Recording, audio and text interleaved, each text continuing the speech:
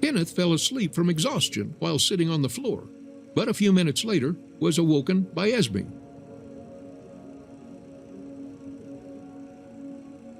"Oh, it's not true!"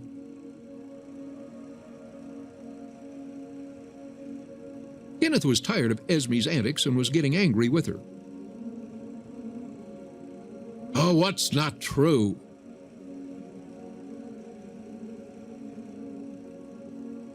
"Well, it's not true that no one saw him. I saw drawings of him in the attic." "What drawings?" "Well, the same as in my diary." "Well, what could that mean?"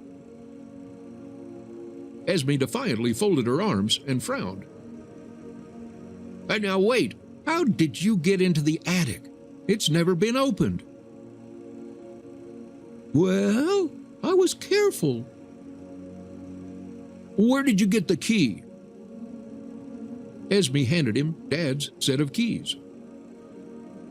"What have you done? Where'd you get them? Dad will be furious." "Well, I got them from his closet while you were sleeping." They heard a noise coming from the shed at the pier. Esme didn't waste time and expressed the most expected thing. "Oh, it's a monster." "Oh, I saw it out the window. It's there again." Behind the door, they heard their father's rapid footsteps. Kenneth was peeping through the half-open door. Dad took out a hunting rifle and ran down the stairs, slamming the front door behind him. It seemed he was drunk. Kenneth slipped out to the door of the attic and began picking out the right key.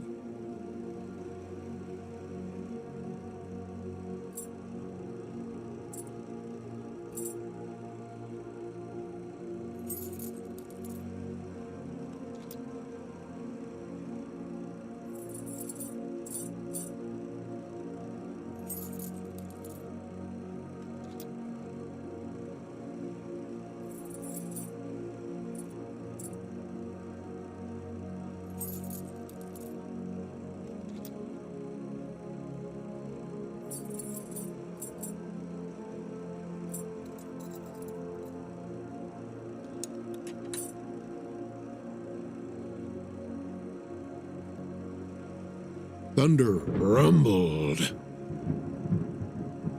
Kenneth unlocked the door to the attic. "Oh, where were the keys?" "Oh, in the box." "Oh, where exactly?" "Oh, please, hurry, Dad's coming." Without waiting for an answer, Kenneth ran into the parents' bedroom, put the keys under one of the tables, and ran back to his room. Mother's voice came from downstairs. "Son, come down, please." Kenneth went downstairs. Mom was sitting in a chair near the TV, broadcasting generic white noise. Judging by the bags under her eyes, he hadn't slept in a while. "Mom, is everything okay?" Mom looked devastated. She could hardly smile. "I wanted to ask you the same thing. You're such a good boy." Kenneth was embarrassed. "Come to me." It seemed Mother wanted to say something but couldn't get the words out, so she hugged Kenneth tightly instead, like a rag doll. The front door swung open. Kenneth took a few steps back. Father came in the living room with the rifle over his shoulder, holding a blood-stained carcass of a fox by the tail. "Well, I finally managed to catch this beast. It's been running from me for ages." Dad threw the carcass on the floor in front of Brenda and Kenneth. Kenneth noticed that the fox was still moving, but he didn't show it. "Baloo used to hunt them down." Father went to the fridge, took out a beer bottle, and took a couple of sips.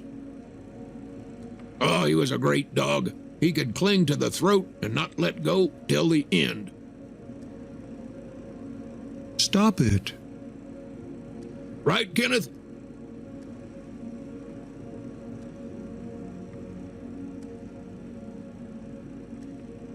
Well, you had a lot to learn from him. Now, don't get smart with me. Don't yell at him.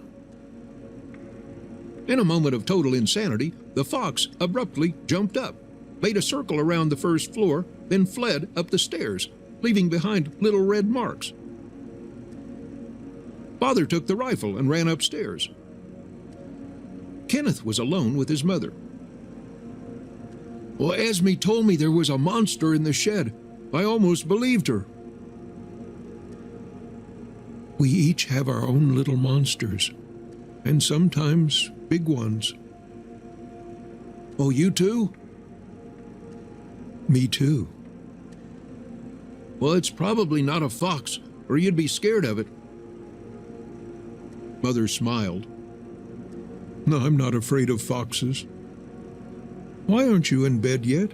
You've been on your feet since morning. Oh, I'm not tired. He heard Father's voice from the second floor. Damn beast. Seems it jumped out the window of the nursery. Father came down the stairs and left the house to search for the wounded fox.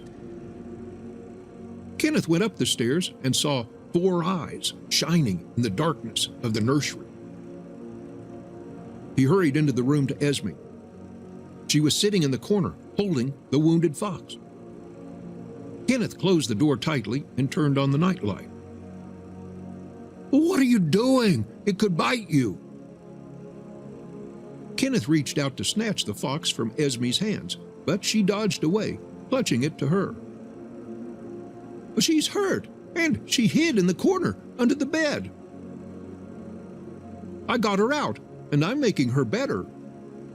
Well, how are you doing that? By whispering nice things to her to take the pain away. Kenneth turned his attention to the neck of the red monster. Baloo's collar was hanging on it. What have you done? Well, I thought you'd like it.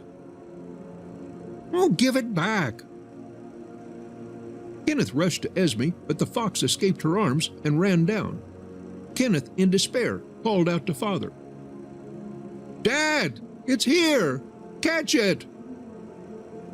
Kenneth ran up the stairs and saw that the fox had stopped right in front of his father at the entrance and was making a noise like a growl or a squeal. It has Baloo's collar! Catch it! His father grabbed the fox by the collar and took it off, then grabbed the fox by the scruff of the neck and threw it out, closing the door. Well, I'm not even going to ask how the collar got on its damn neck. Father put the bloody collar in Kenneth's hand. He had a fox bite on his forearm. You're bleeding. Let me treat it. Father left the rifle in the hallway and went to the sink. Well, I won't die. Just need to wash it out. His mother went to Kenneth and whispered in his ear, asking him to go to his room. You need sleep. Kenneth went to his room. After entering the room, Kenneth saw Esme sitting on the floor and staring aimlessly out the window.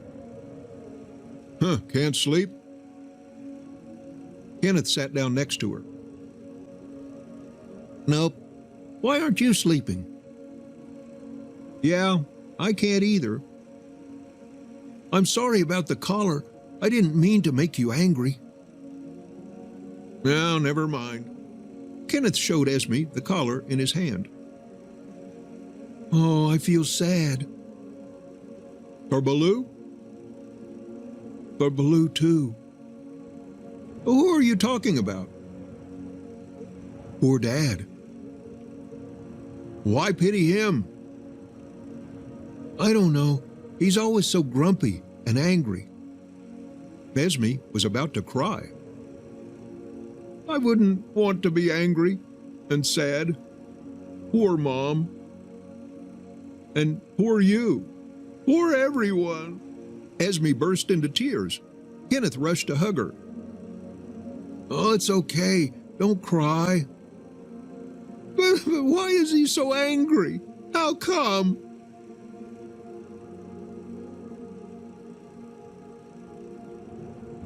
Oh, it's all his fault. Maybe. I want to sleep, but I can't. Stupid day.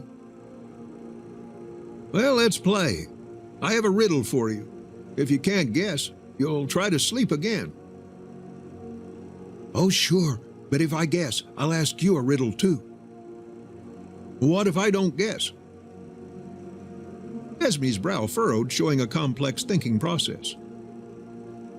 Nothing. I don't know. Deal. Why do lions eat raw meat? Oh, it's easy.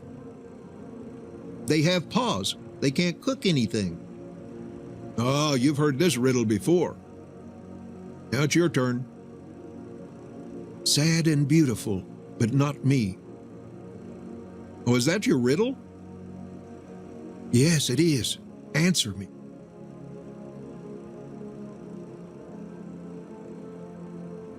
Is it Mom?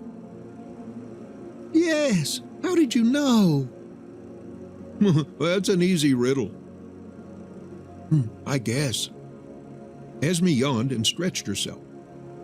Kenneth approached his bed and spread the blanket. Oh, go to bed. It's late.